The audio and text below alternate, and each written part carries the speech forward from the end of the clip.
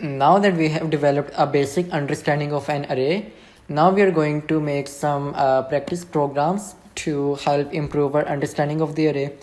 Please, it is advised that you grab a pen and a paper and you try to solve the program yourself before watching the video. Even if you can't solve it, the idea is just to think about it so you can improve your programming skills, your logic building skills in the long run. So let us get started. For program 1, we have find if a number exists in the array. So this example, this exercise could be extended for something like an application like what if a teacher wanted to check if a student has scored if any student has scored the maximum marks, the perfect score in an exam. So a teacher could make a program like this.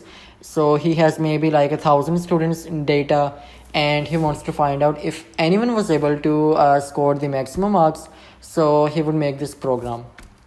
So let's first allocate an array. So suppose we have 5 students and they have scored the marks 15, 25, 5 again, and 50. And suppose there are 50 total marks in the exam. So we studied before that an array is accessed using loops, for loops or while loops. It can be accessed using do while as well, but I prefer the for loop. It's neat and simple, easy to make. I is less than 5 and I plus plus. So now how do we find out if a certain number has been assigned in the array? And a good practice would be to store that element that we're looking in a variable.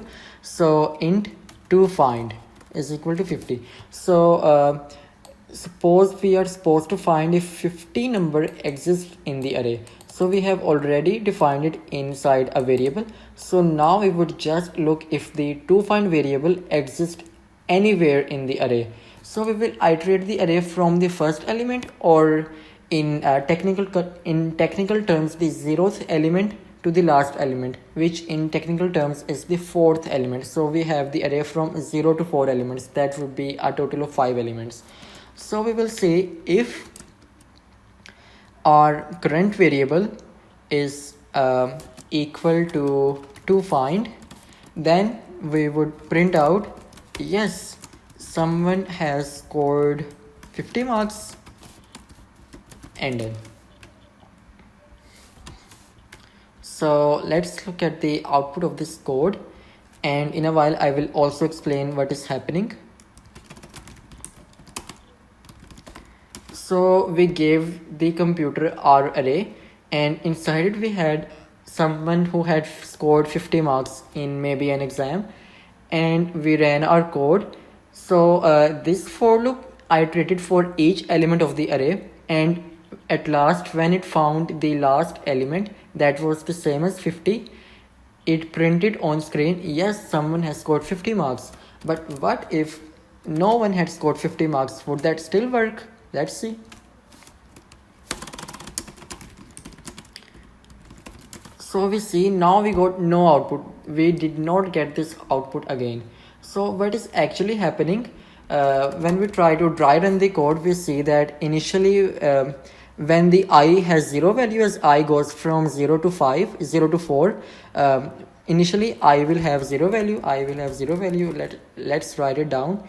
So I is equal to 0, and then ARR I is equal to 5.